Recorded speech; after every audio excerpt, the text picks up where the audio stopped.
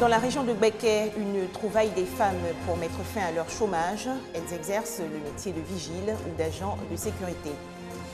Au sommaire également, les préparatifs des rencontres théâtrales d'Abidjan. L'événement en est à sa 2e édition. Enfin, au Burundi, les manifestations anti-troisième mandat ont repris aujourd'hui de plus belle. Un opposant tué et 2 blessés.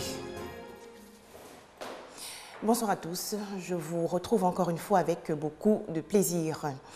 Début donc aujourd'hui à Abidjan des assemblées annuelles 2015 de la Banque africaine de développement.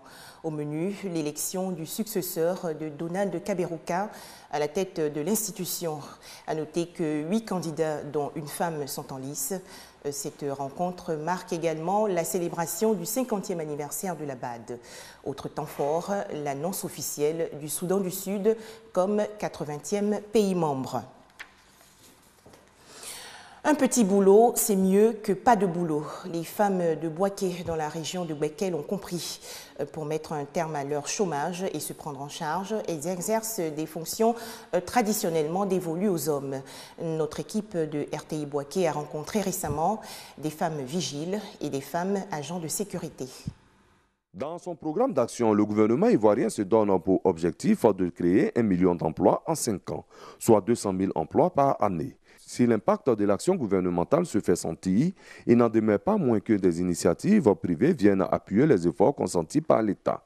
Le taux de chômage des femmes qui était de 19,8% en 2008 est passé à 11,9% en 2013, indique un rapport de l'Institut national de la statistique. Malgré cette évolution, la situation demeure préoccupante. Dans cette régression notable du chômage des femmes, on observe avec satisfaction leur volonté farouche de se prendre en charge en exerçant des activités de toute nature, parfois même celles qui originellement sont destinées aux hommes. Certaines femmes, au mépris des difficultés physiques, ont décidé d'être des vigiles, des agents de sécurité.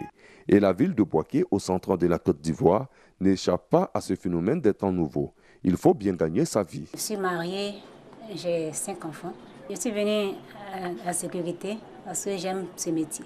Mais ce travail me permet d'aider mon mari. Ces jeunes femmes, en dépit de certaines opinions parfois négatives sur ce métier d'homme, n'ont pour elles que leur détermination et leur passion. La femme, normalement, à 18 h, elle doit être au foyer, s'occuper de ses enfants. Mais si elle décide de faire les travaux de nuit, c'est-à-dire que c'est le problème de chômage qui l'emmène à faire cela. On me dit que je suis une femme battante, courageuse par rapport à mon travail, donc on me respecte beaucoup. D'autres pensent que je viens me vendre au commerce, puisque je fais la veille, pour prouver que j'aime ce travail, je m'habille et puis je vais à ça à la maison. Le patronat qui s'est engagé à payer à ces braves femmes le salaire minimum interprofessionnel garanti SMIG dit être satisfait de la prestation des femmes vigiles qu'il emploie au même titre que les hommes. Si les femmes ont possibilité de travailler, elles peuvent aider les garçons qui n'ont pas des emplois. Elles travaillent correctement, donc je les paye aussi correctement. Il y a des clients qui demandent les femmes pour fouiller leurs employés à l'entrée comme à la sortie. Il y a des femmes qui sont plus compétentes même que les garçons. Tous nos travailleurs sont payés au-delà de 60 000. Comme quoi, envers et contre tous, ces femmes ont le cœur à l'ouvrage. C'est la preuve irréfutable qu'il n'y a pas de sous-métier. C'était un reportage RTI Boaké de Kader Sogodogo et Walter Ouattara. Autre actualité, une table ronde a été organisée récemment par le réseau des femmes journalistes et des professionnels de la communication en collaboration avec le bureau de l'UNESCO à Abidjan. Thème retenu, participation des femmes au management des médias et au processus décisionnel dans l'espace médiatique ivoirien. Permettre aux femmes de s'exprimer et participer à la prise de décision dans le domaine des médias. Promouvoir une image équilibrée des femmes du secteur. Voilà entre autres ce qui a découlé de Beijing à la conférence mondiale sur les femmes. 20 ans après, la mise en œuvre de ce programme de Beijing manque encore d'effectivité. Le REF-JPCI, Réseau des femmes journalistes et des professionnels de la communication de Côte d'Ivoire, se donne les moyens à travers un panel pour révaloriser la femme des médias. 20 ans après Beijing, on ne soit pas encore s'interroger sur comment faire, mais plutôt passons à l'action en faisant en sorte que les journalistes intègrent la prise en compte du genre dans les contenus médiatiques, les femmes soient plus représentées dans les instances de décision des médias, les femmes soient plus représentées dans les organisations professionnelles des médias et les femmes soient donc des acteurs des médias. Pour atteindre cet objectif, le REF-JPCI bénéficie de l'appui de l'UNESCO. L'image de la femme n'est pas représentés de manière assez objective. Lorsqu'il s'agit de prendre la parole dans des interviews ou alors des reportages, on voit davantage d'hommes qui interviennent que de femmes. Et il y a également le fait que ce soit dans la presse écrite, parfois, l'image de la femme n'est pas toujours valorisante. Et pour nous, appuyer ces réseaux, c'est aussi renforcer ses capacités et renforcer les capacités des femmes professionnelles des médias. Le réseau des femmes journalistes et des professionnels de la communication de Côte d'Ivoire annonce pour bientôt le lancement officiel de la charte ivoirienne pour une meilleure représentation des femmes dans les contenus et institutions médiatiques. On faisait le point avec Hamza Diaby. La direction régionale de l'éducation nationale de Treichville et l'organisation non gouvernementale AMBAC célèbrent l'excellence des enseignants et élèves de la commune. Ils ont été récompensés récemment pour leur travail. Les détails avec Herman Niamia. Le mérite et le goût du travail bien fait célébré à la direction régionale de l'éducation nationale de Treichville. À travers cette initiative, les responsables de l'éducation nationale de Treichville, en collaboration avec l'ONG AMBAC Children, entendent promouvoir l'excellence à l'école et susciter également la saine émulation au sein des élèves. Pour cette cérémonie, les 5 meilleurs élèves des classes de CM2 de Treichville, les meilleurs enseignants des différents établissements scolaires de la commune ont été primés. Le corps enseignant, c'est un corps qui est vraiment ingrat. Parce qu'aujourd'hui, quand on voit quelqu'un qui a réussi dans sa vie, quand on lui demande, on voit tout de suite celui qu'il a eu à l'université. On oublie celui qui lui a inculqué ses bases intellectuelles là, depuis l'école primaire. C'est pourquoi aujourd'hui, on a été pris par cette envie de venir primer ces différents enseignants. Le maire de la commune de Treichville, par ailleurs ministre des Sports, François Michéa, s'est félicité pour cette initiative. Pour lui, l'excellence et la saine émulation doivent être promues afin de susciter chez tous les élèves le goût du travail bien fait. Chers enfants, je sais pouvoir compter sur vous pour faire toujours mieux, pour obtenir de bons résultats, pour être parmi les meilleurs élèves d'ici d'Abidjan et pourquoi pas de la Côte d'Ivoire. Outre les meilleurs élèves et les enseignants primés, les meilleurs sportifs, les vainqueurs des Jeux Génie en herbe et les vainqueurs du concours culinaire ont également été récompensés. Dans la commune d'Abobo, des malades souffrant d'hernie bientôt sur pied. En effet, l'organisation non gouvernementale La Vie et son staff médical ont procédé récemment à une vaste opération de cure hernière.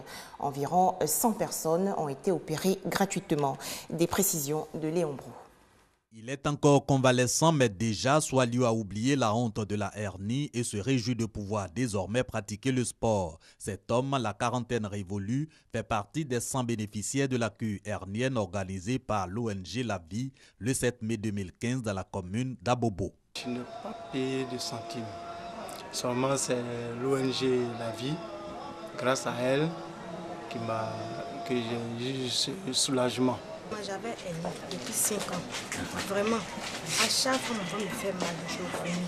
C'est pas moi, ma femme. En tout cas, il y a ONG de La Vie qui est venu sauver.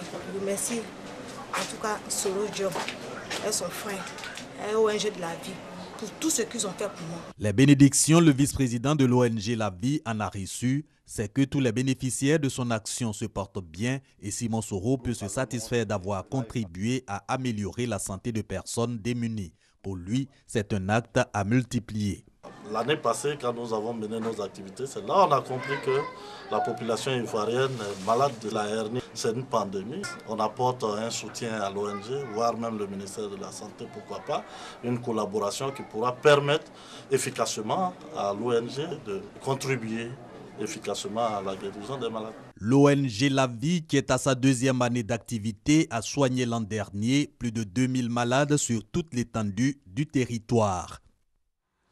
Au chapitre culture, la 2e édition des rencontres théâtrales d'Abidjan. L'événement va se tenir du 28 au 30 mai prochain.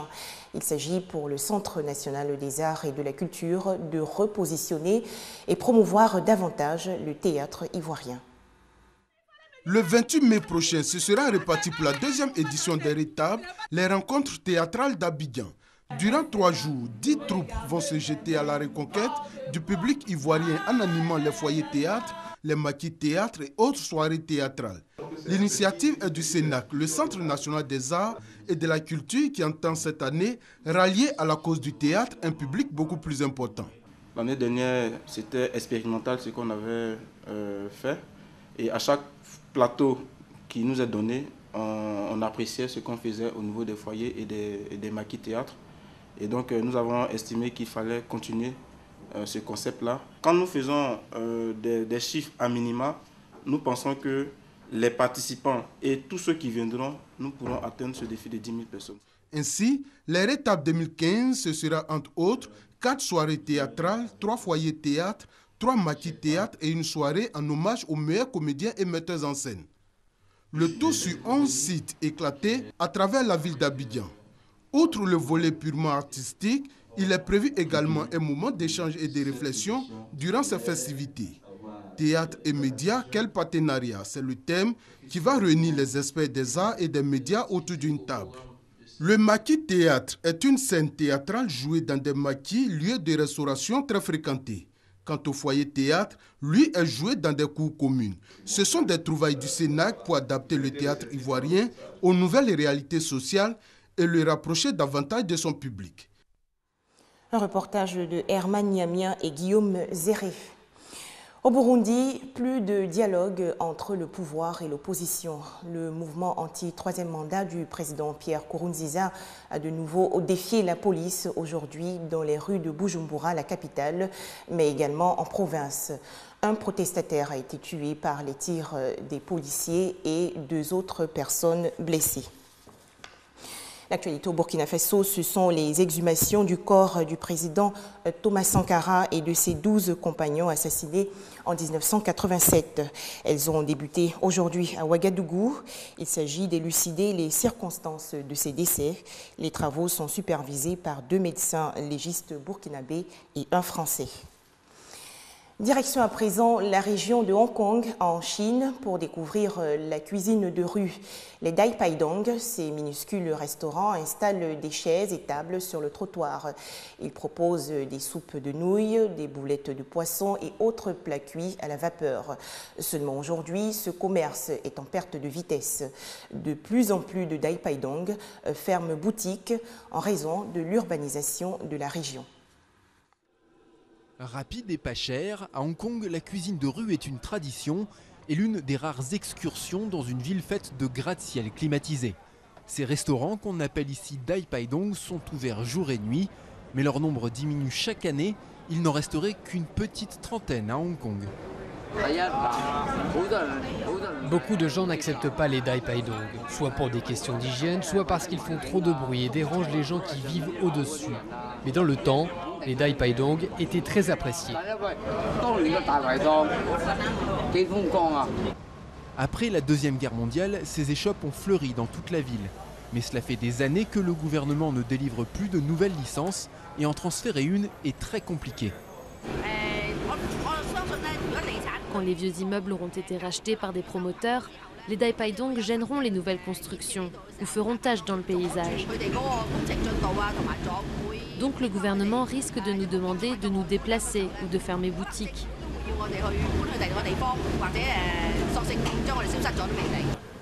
Certains Dai Pai Dong ont été rénovés dans le cadre de programmes de conservation du patrimoine, mais cela ne concerne qu'une partie d'entre eux dans le centre-ville. Ailleurs, les gourmets profitent encore, tant qu'ils le peuvent, des saveurs de la rue hongkongaise.